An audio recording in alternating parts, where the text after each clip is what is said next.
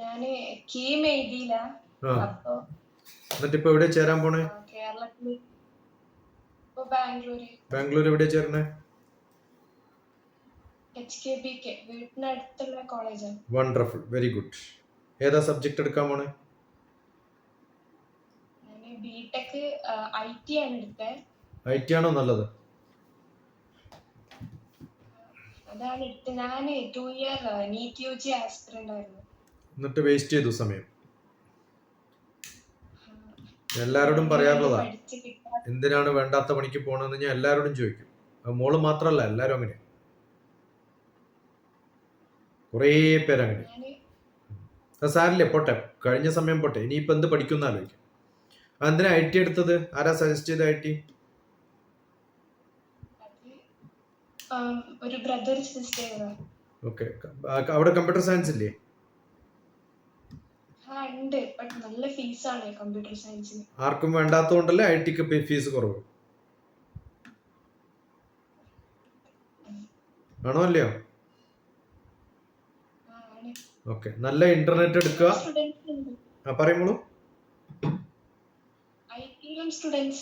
ഉണ്ടാവും, കാരണം കുറെ കാശ് കൊടുക്കാൻ പറ്റാത്തവരുണ്ടാവുമല്ലോ. മോളെ പോലെ തന്നെ പൈസ കൊടുക്കാൻ പറ്റാത്തവരും.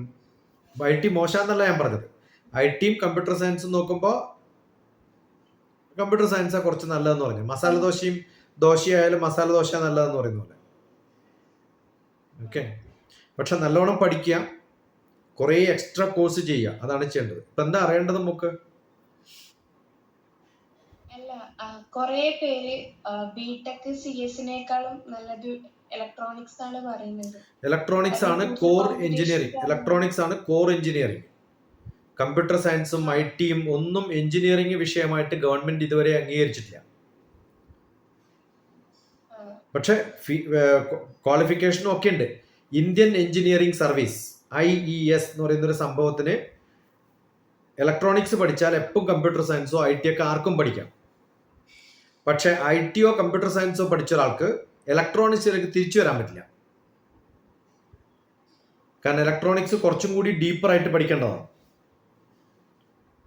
ഇലക്ട്രോണിക്സും കമ്മ്യൂണിക്കേഷൻ എന്ന് പറഞ്ഞാൽ ഹാർഡ്വെയർ വരും. അതിനകത്ത് നമ്മളെ കമ്പ്യൂട്ടർ തുറന്നു കഴിഞ്ഞാൽ അതിനകത്തുള്ള ചിപ്പ്, അതിനകത്തുള്ള മെമ്മറി, ഹാർഡ്വെയർ പ്രോഗ്രാമിംഗ് ഒക്കെ വരും. അപ്പോൾ അത് പഠിക്കണമെങ്കിൽ എഞ്ചിനീയറിംഗിൽ അത് പഠിച്ചാൽക്കേ അതിനകത്തേക്ക് പോകാൻ പറ്റുള്ളൂ. ഇലക്ട്രോണിക്സ് പഠിക്കുന്ന എല്ലാവരും കമ്പ്യൂട്ടർ സയൻസും പഠിക്കും, ITയും പഠിക്കും. അതുകൊണ്ട് ഇലക്ട്രോണിക്സ് ആണ് നല്ലത്. ഇലക്ട്രോണിക്സ് മോശമാണെന്ന് ആർക്കും പറയാൻ പറ്റില്ല. പക്ഷെ കമ്പ്യൂട്ടർ സയൻസും ഇലക്ട്രോണിക്സും ആയാലും ഏതാ എടുക്കേണ്ടത് ഇപ്പം എന്നോട് ചോദിച്ചാൽ, ഇപ്പം മോളോട് ഞാനിപ്പോൾ IT എന്തിനാണ് എടുത്തത്, കമ്പ്യൂട്ടർ സയൻസ് എടുത്തൂടെ എന്ന് ചോദിച്ച പോലെ അടുത്ത ചോദ്യം ചോദിക്കുക.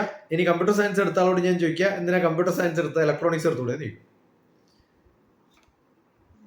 അതുകൊണ്ട് അതാണ് നല്ലത്. അത് കിട്ടുമോ മോക്ക്? അതിഷ്ടല്ലേ?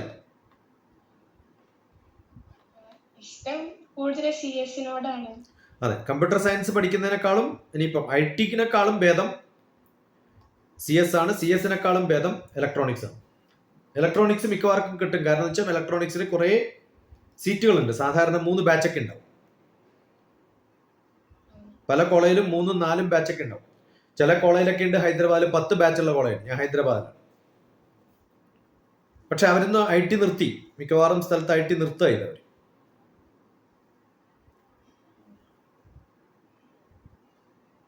ഇപ്പോൾ ഇലക്ട്രോണിക്സ് ആണോ വേണ്ടത്, കമ്പ്യൂട്ടർ സയൻസ് ആണോ വേണ്ടതെന്നാണോ സംശയം ഉണ്ടായത്?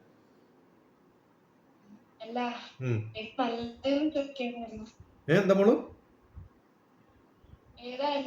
നല്ലത് ഇലക്ട്രോണിക്സ് ആണ്, സംശയമില്ല. ഇലക്ട്രോണിക്സ് നല്ലത്. അതുപോലെ ഇംഗ്ലീഷ് ഒക്കെ എഴുതുമ്പോഴേ ഈ മലയാളത്തിൽ NJAN, ഞാൻ, IFP, PPO, ഇപ്പോ അങ്ങനെയൊന്നും എഴുതരുത്. ഇംഗ്ലീഷിൽ തന്നെ എഴുതണം. ഏത് സ്കൂളിലാണ് പഠിച്ചത്? മാനന്തവാടിയില്?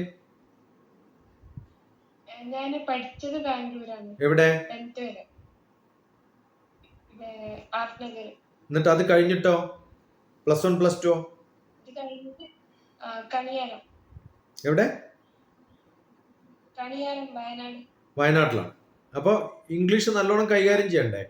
U have to keep writing in English only. Okay, your communication skill has to be good. അത് നല്ലോണം പഠിക്കണം, നല്ലോണം എഴുതാൻ പഠിക്കണം, നല്ല പാരഗ്രാഫ് തിരിച്ചെഴുതണം. എനിക്ക് കുറേ പേര് എഴുതുമ്പോൾ നമ്മൾ ഓരോരാളും നോക്കും.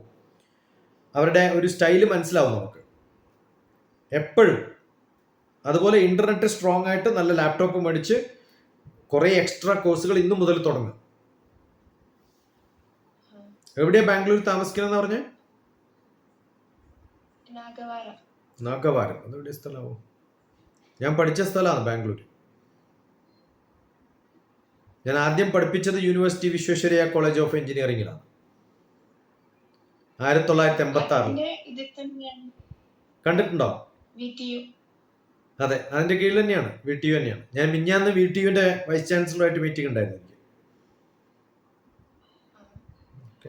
അപ്പൊ നല്ലപോലെ പഠിക്കുക, അതാ വേണ്ടത് ഏതെടുത്താലും. പിന്നെ ബാക്കി വിഷയങ്ങളൊക്കെ പാരലലി പഠിക്കാൻ പറ്റും.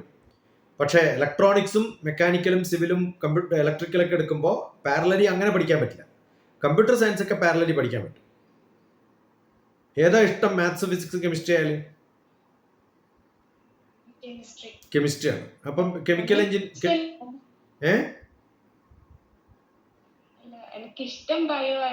അതെ, അത് കഴിഞ്ഞില്ലേ ഇനിയിപ്പോ? അങ്ങനെയാണെങ്കിൽ ഏതെങ്കിലും ബയോളജി റിലേറ്റഡ് ആയിട്ടുള്ള ചെയ്യാൻ പറ്റും നാളെയും. നല്ലോണം സ്ട്രോങ് ആയിട്ട് പഠിക്കുക. പഠിച്ചു കഴിഞ്ഞാൽ ഇലക്ട്രോണിക്സ് പഠിച്ചാൽ ബയോളജി അപ്ലിക്കേഷനുള്ള സംഭവങ്ങളൊക്കെ ചെയ്യാൻ പറ്റും. പിന്നെ ഈ അബ്രോഡ് അഡ്മിഷന് വേണ്ടിയിട്ട് എംടെക് എടുക്കുന്ന നിർബന്ധമാണോ?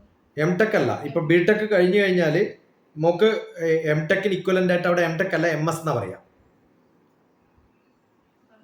MS-ന് അഡ്മിഷൻ കിട്ടും. അമേരിക്കയിലോ ലണ്ടനിലോ ഒക്കെ MS-ന് അഡ്മിഷൻ കിട്ടും. പക്ഷെ അതിന് ഗേറ്റ് പിന്നെ GRE എന്ന് പറഞ്ഞൊരു എക്സാം പാസ്സാവണം.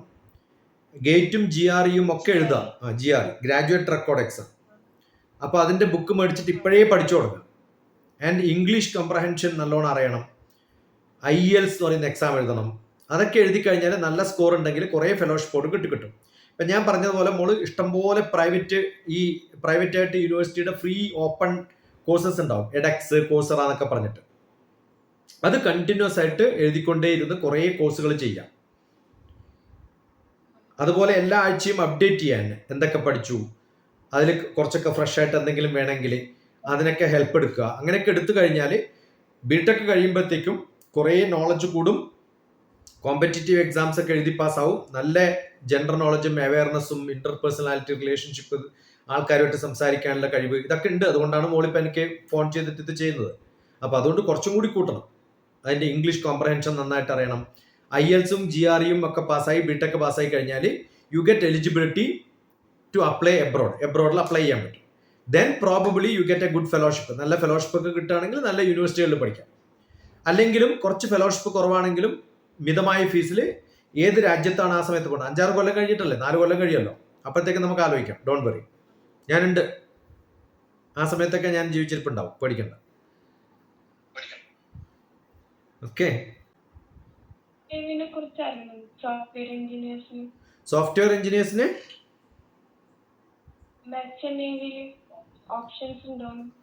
മോക്ക് പോവാനാണോ? അല്ല, പോണ്ട. നല്ല ജോലിയല്ല മോള്. മർച്ചന്റ് നേവി ഒന്നും നല്ല ജോലിയല്ല. നമ്മുടെ നാട്ടില് കല്ല് കൊണ്ടുപോകുന്ന, മുള കൊണ്ടുപോകുന്ന ലോറി കണ്ടിട്ടില്ലേ? അതുപോലെ ഷിപ്പിൽ സാധനങ്ങൾ കൊണ്ടുപോകുന്നതാണ് മർച്ചന്റ് നേവി. ആ പണിക്കാണോ മോക്ക് പോണ്ടത്? ഓക്കെ. അതുകൊണ്ട് അതൊക്കെ ആൾക്കാർ പറയുന്ന നല്ല സംഭവങ്ങളൊക്കെ ആയിരിക്കും, പക്ഷെ അതൊക്കെ പൊട്ടപ്പണിയാട്ടോ. നല്ലോണം പഠിച്ച് നല്ല കുട്ടിയാവും. അപ്പൊ വലിയ വലിയ ജോലികളെ കുറിച്ചൊക്കെ ആലോചിക്കാം. ആരെങ്കിലൊക്കെ പറയുന്ന കുറേ ജോലികളൊക്കെ ഉണ്ടാവും. അത് ആ പറയുന്ന ഒരു രസമോ അല്ലെങ്കിൽ ആ പറയുന്ന സുഖമോ ഒന്നും ഉണ്ടാവില്ല. മർച്ചന്റ് നേവി ഒന്നും അല്ല മോക്ക് വേണ്ടത്. അതൊന്നും നല്ല ജോലിയല്ല. സാധനങ്ങൾ കയറ്റി അയക്കുന്ന കപ്പലിൽ ചെയ്യുന്ന ജോലിയാണ്. ഒരു ദിവസം അറബിക്കടലിൽ നിന്ന് പുറപ്പെട്ടാൽ പിന്നെ കൊറിയയിൽ എവിടെയെങ്കിലും കൊണ്ട് ഇറക്കുമ്പോൾ 1 മാസം കഴിയും. അവിടുന്ന് അടുത്ത സാധനം എടുത്തിട്ട് ചൈനയെ കൊണ്ടുപോകും. അവിടുന്ന് അടുത്ത സാധനം എടുത്തിട്ട് ഫിജി കൊണ്ടുപോകും. അതൊക്കെ കഴിഞ്ഞ് തിരിച്ചിങ്ങെടുത്തുമ്പോൾ 6 മാസം കഴിയും. അത് കഴിഞ്ഞ് 6 മാസം വീട്ടിലിരിക്കാം. ആ പണിയാണോ ചെയ്യേണ്ടത്?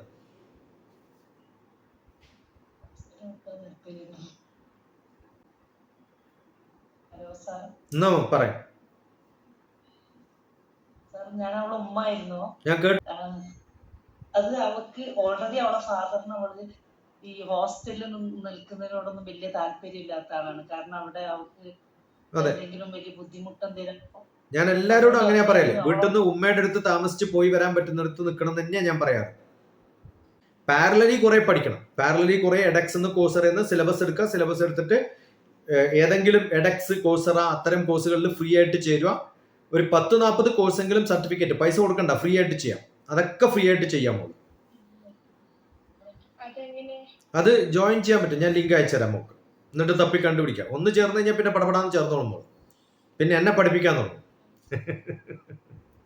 ಓಕೆ, അങ്ങനെ ಸ್ಮಾರ್ಟಾಗಿರಿക്കുക. ಅದ വേണ്ട. ಕನ್ನಡ ಬರುತ್ತೆ ಚೆನ್ನಾಗಿಲ್ಲ? ಚೆನ್ನಾಗಿ ಬರಲ್ಲ. ಬರೆಯೋದಕ್ಕೆ ಬರುತ್ತಾ, ಓದೋದಕ್ಕೂ ಬರುತ್ತಾ? ಬರುತ್ತೆ. ನನಗೂ ಬರುತ್ತೆ. ನಾನು ಅಲ್ಲಿ ಓದಿದ್ದೆ ಅಲ್ಲ, ನನ್ನ PhD ಮಾಡಿರೋದು ബാംഗ്ലൂർ. അപ്പൊ എന്തായാലും കാണാം. Good luck.